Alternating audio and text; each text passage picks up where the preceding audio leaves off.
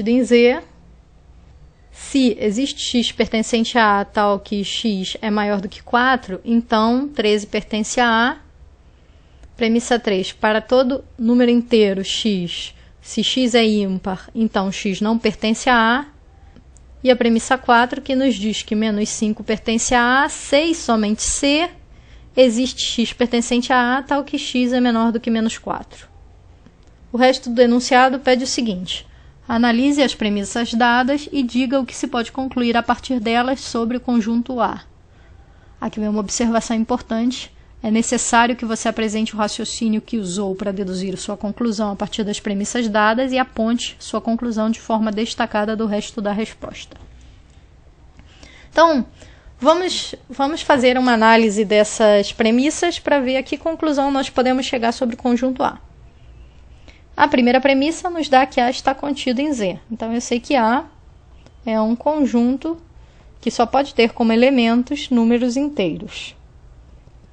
A segunda premissa nos diz que, se existir em A algum número maior do que 4, então o 13 pertence a A. Mas a terceira premissa diz para a gente que, para todo número inteiro, se esse número for ímpar, então ele não pertence a A. Bom, 13 é um número inteiro e 13 é ímpar. Então, 13 não pertence a A. Essa parte aqui dessa proposição composta é falsa. A premissa num argumento sempre deve ser tomada como uma afirmação verdadeira para a obtenção da conclusão. Ou seja, eu tenho que assumir que essa premissa é uma proposição verdadeira, por isso ela é uma premissa. Então, se eu sei que essa parte dela é falsa, a única forma de uma implicação, isso aqui é uma implicação lógica, se, então, uma implicação lógica.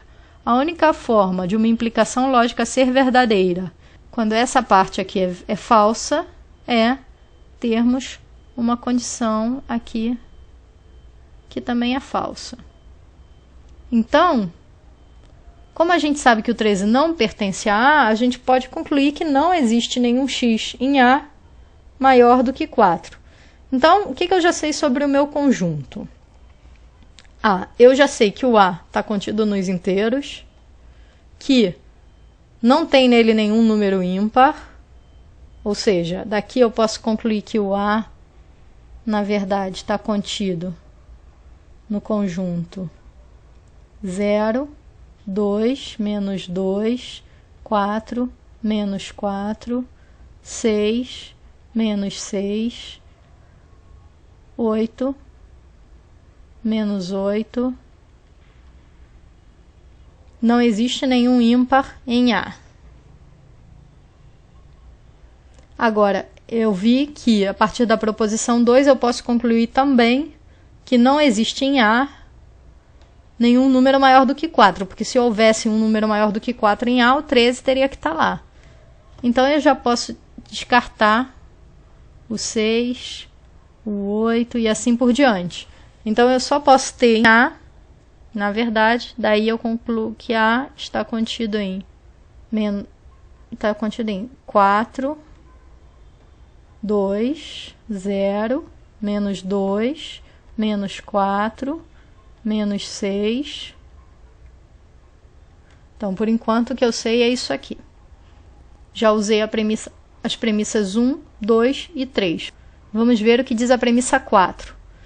A premissa 4 nos diz que menos 5 pertence a A, 6 somente C, existe um x em A menor do que menos 4. Mas eu já sei também que isso daqui é falso. Menos 5 não pertence a A porque menos 5 é ímpar. Olha, eu já sei que aqui no A não pode ter menos 5. Então, essa outra proposição daqui, existe x pertencente a A tal que x é menor do que menos 4, ela é falsa. Então, eu já posso riscar o menos 6 e todos os outros que vinham aqui depois. E eu posso concluir que A está contido no conjunto menos 4, menos 2, 0, 2, 4. Aqui. Eu posso concluir que A é igual a esse conjunto?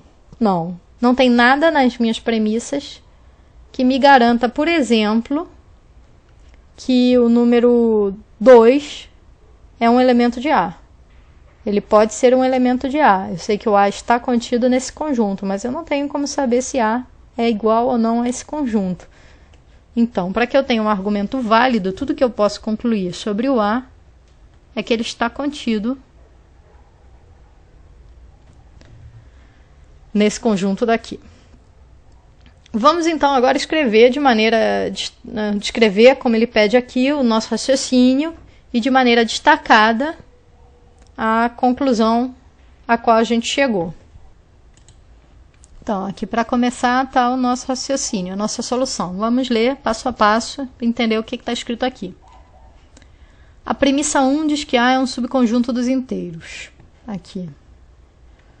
A premissa 2 diz que se houver em A algum elemento maior que 4, então 13 deve pertencer a A. Isso é o que diz essa premissa 2 aqui.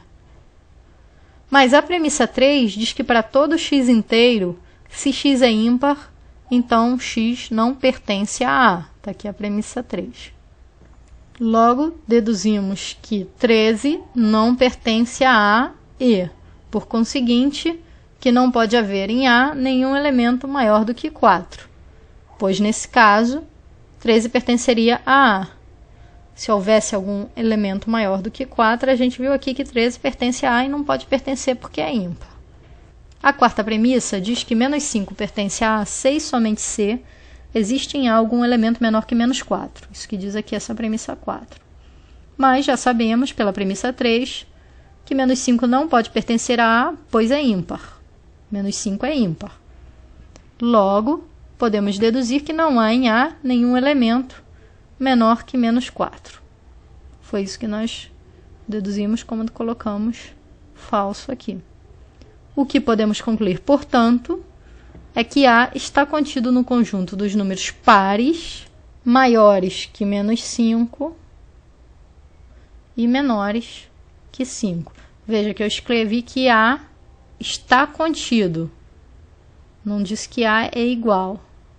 A está contido no conjunto dos pares maiores que menos 5 e menores que 5. Vou escrever agora, de forma destacada, a minha conclusão. Aqui está. Conclusão. A está contido no conjunto menos 4, menos 2, 0, 2 e 4. Vocês terão vários exercícios similares a esse no EP e nos questionários. Não deixem de resolver esses exercícios. Esse tipo de exercício é bastante útil para desenvolver sua capacidade de escrever matematicamente a solução de um problema utilizando o raciocínio lógico. Vocês vão usar esse tipo de redação ao longo do curso de vocês em outras matérias também, matérias relacionadas à matemática. Bons estudos para vocês e até a próxima!